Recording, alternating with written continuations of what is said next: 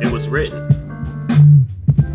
slave money, living off of old money and old memory, like the Old Testament, book of Leviticus, chapter 25, verse 44 through 46.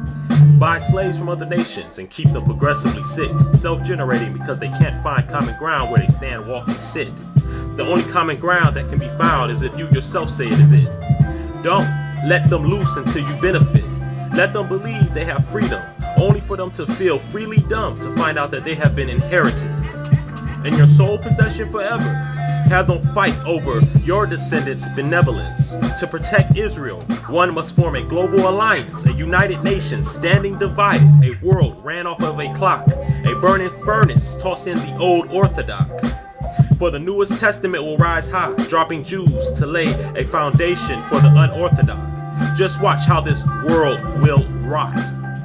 Can't give slaves our true properties. Radical Republicans gotta get rid of these, or just manipulate their value, so radical Republican is what we will be.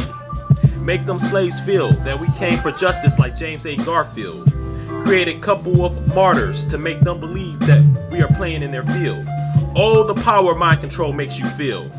For we won't stop until we technically control every human like robots that are around Israel. Even Israelis will lose their sovereignty, and Israel will just become an empty field.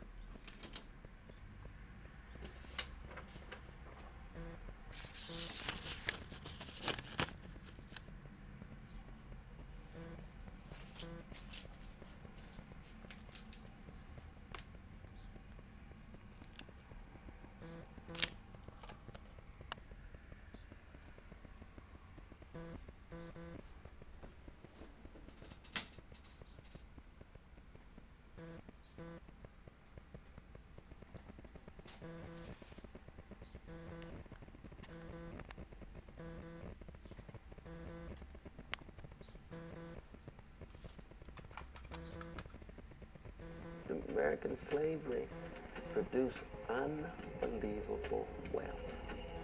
And that wealth became the basis of those who remain wealthy as they use that money to invest in other venues. And so, look at the Ivy League institutions. I mean, Yale University, significant amount of its wealth is based on slave labor. And U.S. Capitol, built by slave labor. You see, various private companies that you've mentioned here was able to get off the ground. Its initial wave of capital, slave labor, slave trade, and so forth.